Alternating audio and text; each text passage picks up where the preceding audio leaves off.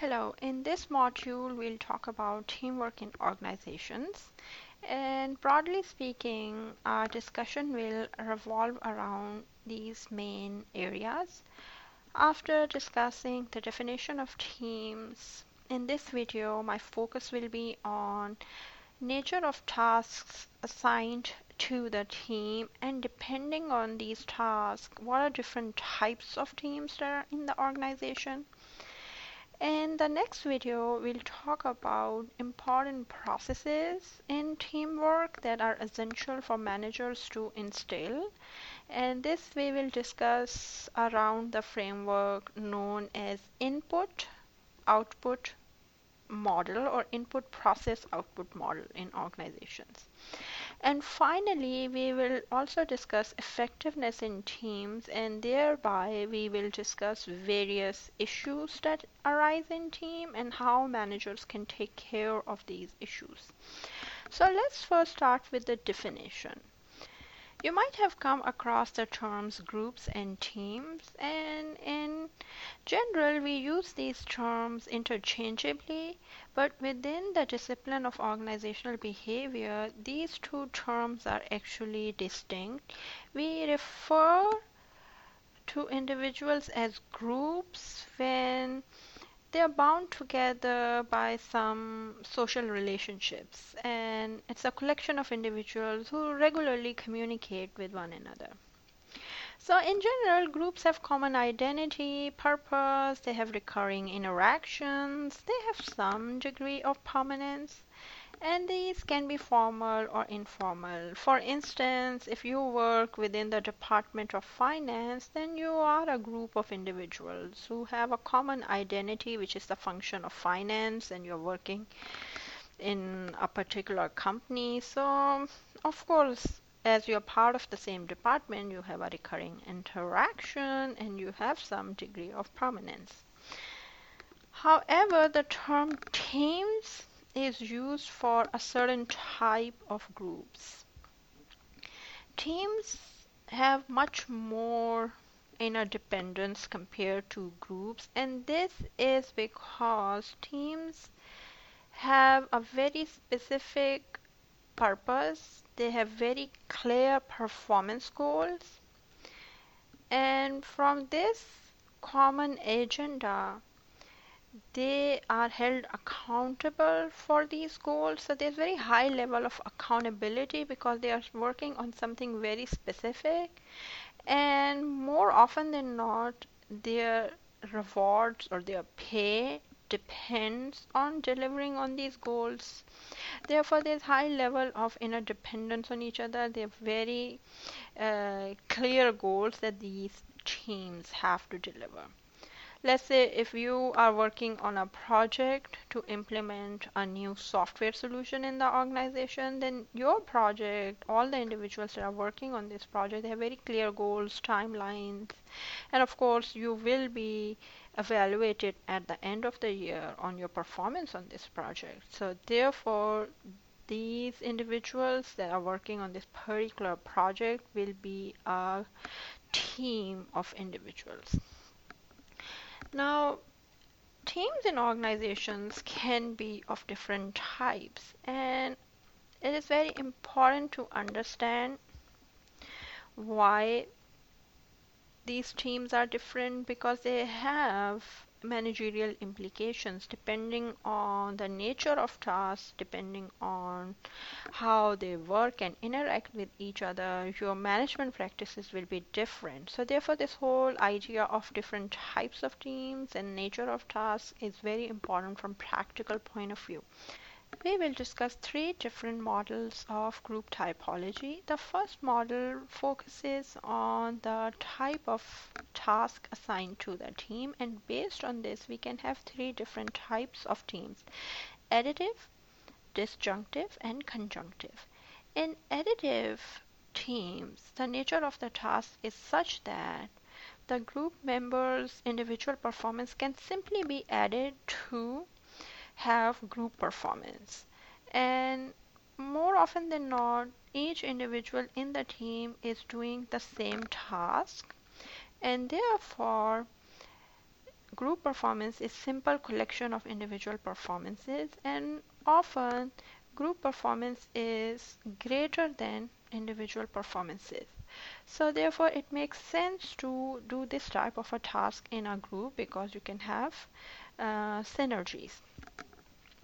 Now, examples of such tasks could be, for example, if you have 100 envelopes to stuff, then you can divide it among, let's say, 10 individuals, and all of them will be doing the same task. And group performance would be simply counting how many envelopes each individual stuffed, right? Similarly, sales volume in a department can be an additive task. If you are pushing a car stuck in mud, then again, this is an example of an additive task. The force that is required to do this is simply the sum of individual members' effort or power that they are exerting in this task. And another classical example is pulling a rope. So these are simple additive tasks, and the group depends on each member doing their maximum best. But all tasks are not like that. Now let's discuss what are disjunctive tasks and groups that are disjunctive in nature. These are the tasks where the achievement of the group is defined by its most able member. For instance, if you are working on a problem solving task where there is only one correct answer, then basically this is a disjunctive task, and the smartest person or the most qualified or skilled member in the group can define success. So again, if you are participating in a quiz, bowl competition, or any math calculation or complex problem solving type assignments are disjunctive in nature. And therefore, as I mentioned earlier, the success depends on the smartest person in the group. Now, let's discuss conjunctive tasks. Conjunctive tasks are of the nature where the group's performance is defined by its least able member. So, the slowest person can make or break the group, right? So this task is about the weakest link in the group.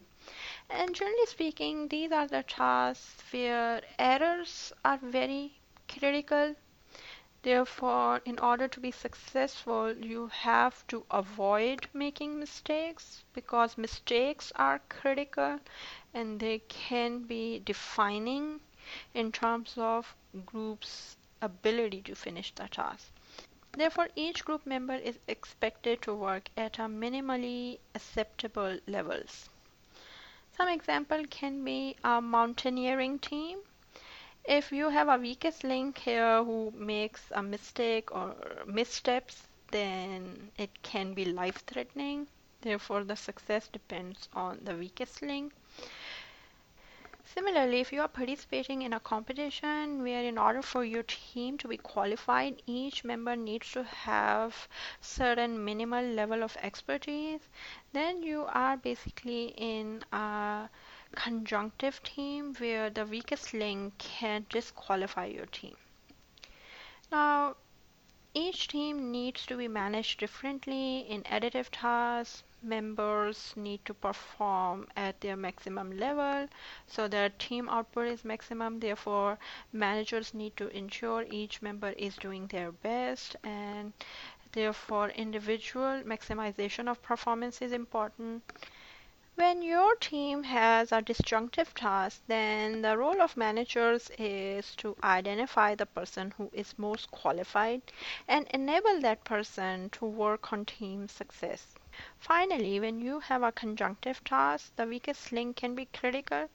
Therefore, the job of a manager is to avoid making mistakes, preempt all possible situations that can lead to team failure, and therefore, managers need to ensure everyone understands the task. Managers need to focus on identifying weak links and preempting how to avoid having these team members impact the work output negatively. Therefore, in conjunctive tasks, the focus has to be on identifying weak links in the team. Next, we will discuss another typology that focuses on team interdependence. Team interdependence simply is the level of interaction and coordination required among team members. There are teams where you need minimal interaction and you still can be successful in team output. On the other hand, there are tasks that are so complex that each member needs to fully interact and coordinate with all other team members. And without this level of intensive interaction, information sharing, and collaboration, there's no way that you can be successful. So, on the basis of degree of interaction or degree of interdependence, we have four different types of teams.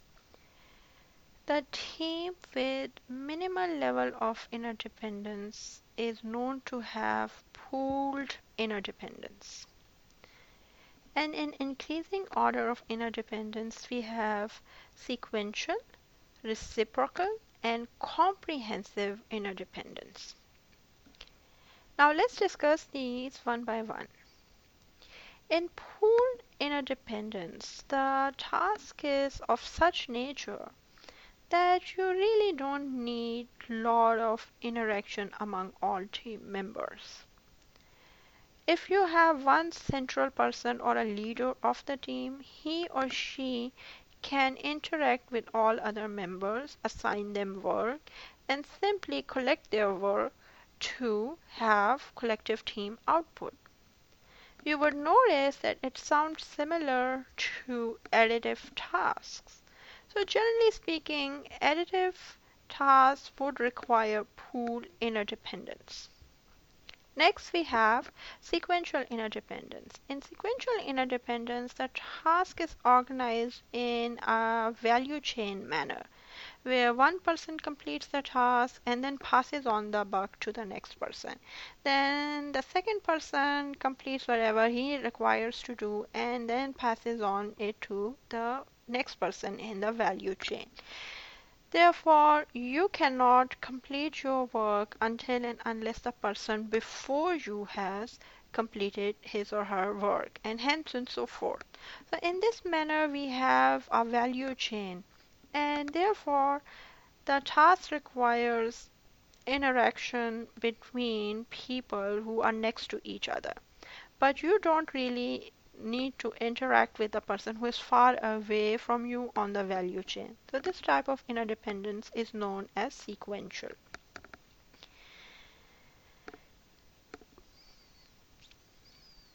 After sequential interdependence, the next level of interdependence is known as reciprocal interdependence. In this type of a team, members are specialized to perform specific tasks. However, instead of a strict sequence of activities, members interact with a subset of other members to complete the team's work. Therefore, let's say if you have 5 team members, then 2 of you need to work together more closely and the 3 others need to work more closely with each other. But all 5 of you are not required to interact with each other. Finally, we have comprehensive interdependence. Comprehensive interdependence is generally very complex and the nature of task is very challenging. You need a lot of information sharing, collaboration, coordination, bouncing back ideas, checking with each other how the work is going. Therefore, each member in the team needs to be fully on page with all other members. There is no way you can be successful if all team members are not constantly talking to each other, sharing information, making sure everybody understands what's going on. And generally speaking, these tasks are of such nature that if anybody drops the ball and does not fully cooperate or collaborate or share information, then you miss an important piece of information and you cannot complete the task. So you would notice similarities with conjunctive tasks where you really need to have optimal level of interaction with each other. And if anybody is not up to this intensive interaction, then your team can be unsuccessful. Next, I will provide you some examples of teams and would ask you to suggest what type of interdependence is required in these teams. First, an event management team where after researching the target market, an event theme will be decided. Once the theme is decided, then the event plan will be prepared. This plan will be used to execute the event. Number two, a market research team. This team has 8 members and their project is to interview 80 households in a certain neighborhood, and they are interviewing these households on their habits of watching TV. Number three, a product development team where the research and development department will propose 2 new products. In the meanwhile, finance will make a budget estimation and marketing and sales will work together to develop a product campaign. Once the final product is decided, finance department will manage the budgets, marketing and sales will focus on the launch of the product, and R&D will research on possible advanced features. Number 4, an orchestra. Number 5, running or swimming relay race team. Number 6, 8-person rowing team. Number 7, a crisis response team composed of senior engineers, company vice presidents, and company's media and PR experts. The team is expected to manage a serious accident that has happened at one of its major mining sites. Several workers are trapped in the mine. I would give you a few minutes to think about it. You can also pause the video.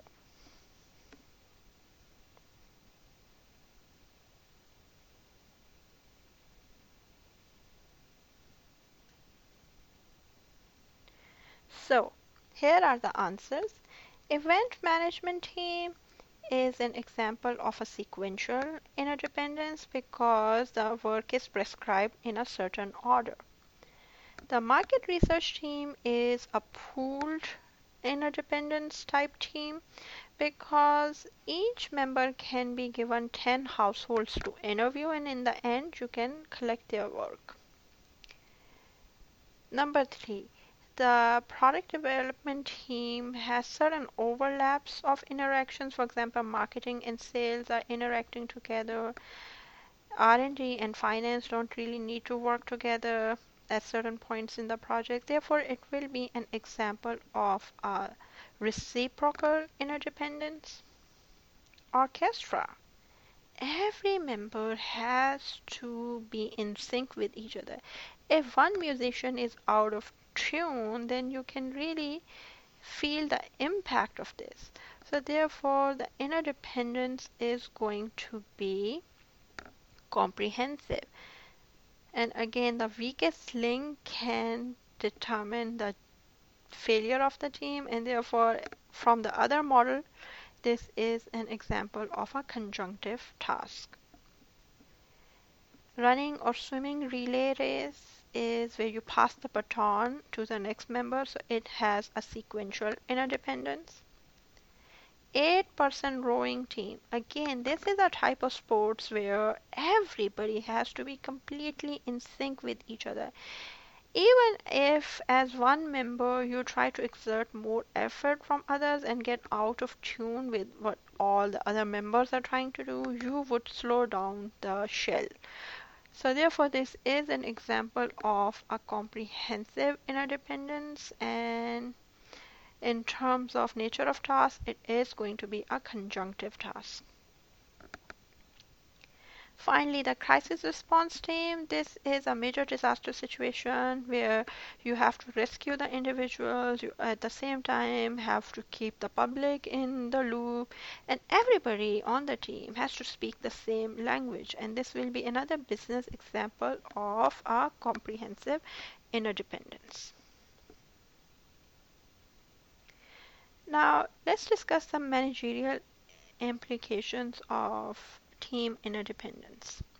And here we will discuss that what type of team member skills are required, what type of leadership style is required, how you should reward individuals, and also when you are hiring for this type of team, what type of values you should emphasize and what type of skills you should look for. So starting with pooled interdependence. So in this type of a team, flow of information is two-way. This is between the leader and individual team members. And each member is supposed to maximize his or her performance. So when you're selecting for this type of team, the value that you should look for is self-reliance. You need members who can independently work. Therefore, selection of strong individuals are required and you have to assign them to the right roles. And as the task is pooled in nature, therefore, as a leader, what you need to do is structuring of the task.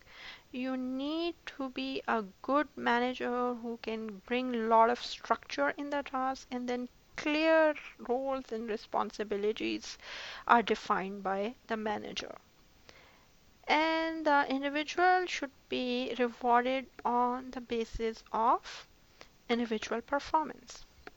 Next is sequential interdependence. In this type of a team, you need to manage series of activities and you need to avoid bottlenecks. Therefore, leaders who are good at operations management are really vital for the success of the team. And you need to have a good plan in place. Therefore, managers who are good planners and who can foresee how to organize the series of tasks most efficiently is needed. And of course, monitoring and control becomes very, very important. You want to make sure that everything is flowing in the prescribed order and timelines are being followed and there is no risk of having a bottleneck. Therefore, monitoring and control, strong operations management, all of these are important. Flow of information is top down in the sense that you really need to have a strong plan and then you need to have it implemented. You don't really need suggestions about how to do it differently when you are performing the task. So, plan, implementation, and top down communication is vital. Therefore, when you're selecting for these teams, you need to hire individuals who have this value of dependability and loyalty. You need strong individuals who can deliver on the plan.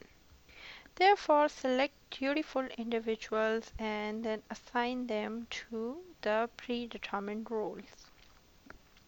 How should you reward individuals working on a sequential team? Here, not only individual performance is important, but there is a certain level of interdependence with the person next to you in the sequential task.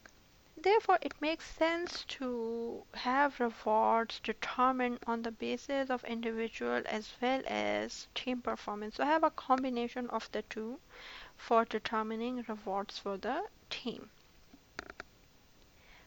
Next, we will discuss comprehensive interdependence. I will skip reciprocal interdependence because it falls in between sequential and comprehensive interdependence, and you can mix ideas from both teams.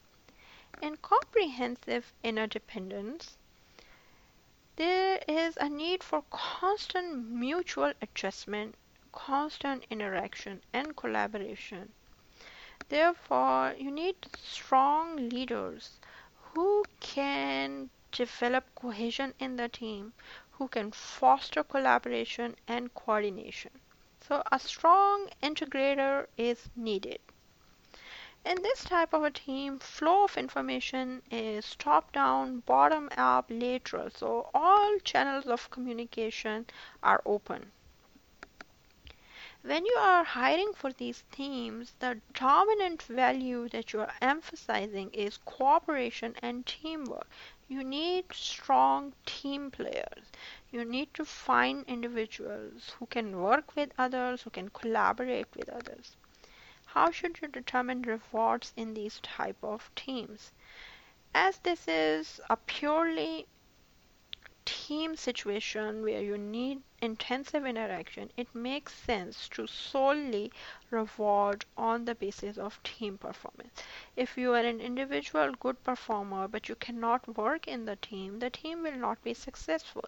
Therefore, the reward should be clearly on the basis of team outputs. Now, I would like to present one final model of team typology. And this one is based on the scope of responsibilities. On the y-axis or in the columns, you see four different types of teams listed: manager-led, self-managing, self-directing, and self-governing. In the rows, you have four different levels of responsibility. Starting from the least intensive responsibility, it is task execution. The next higher level of responsibility is monitoring and managing performance. The third higher level of responsibility is also designing goals. Finally, the highest level of responsibility is where you are also responsible for designing the organizational context, which basically means that beyond your own team's goals, you also have to be mindful of the broader context within which your organization operates. You have to be aware of various forces that impact your organization. In many ways, you are involved in organization level strategic planning. Now, let's look at different types of teams. The manager-led team only does task execution. For instance, if you are a market research team collecting data, then your only task as a team is to deliver on the goals assigned to you. So you go out and within 1 month you have to interview 80 households. So this would be an example of a manager-led team. A self-managing team not only has to do task execution, but it also has to monitor and manage its performance. You don't have a leader who's going to come and look at your goals every day and how you're performing on them. You are supposed to do it on your own.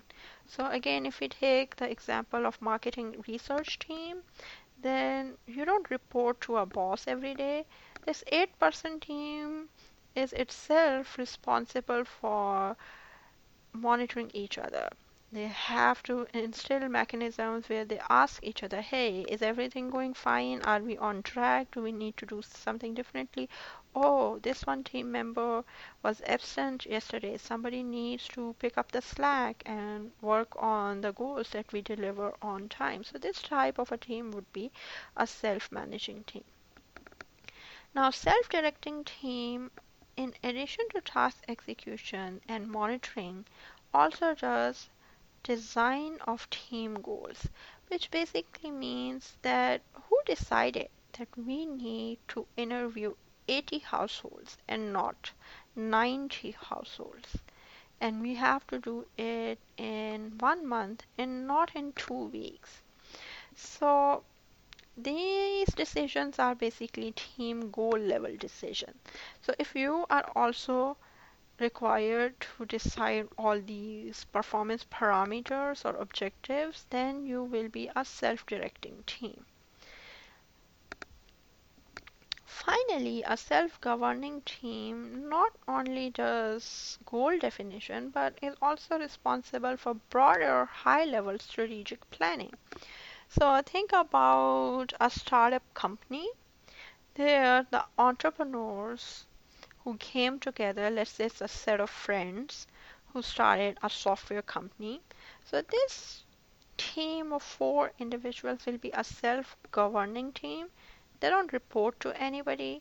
They are the top level executives in the organization. They not only have to decide how many new businesses we need to approach in this given amount of time, they also decide the broader goals of the organization in the sense that why this particular software product, why this particular target market, why do we have to do this in 4 years, what our competitors are doing. So all these very high level strategic long term decisions, the organizational context level decisions are being made by this team, and it would be an example of a self governing team. In public limited companies, board of directors would be an example of a self-governing team. With this, we end our discussion on team typologies. Thank you for listening.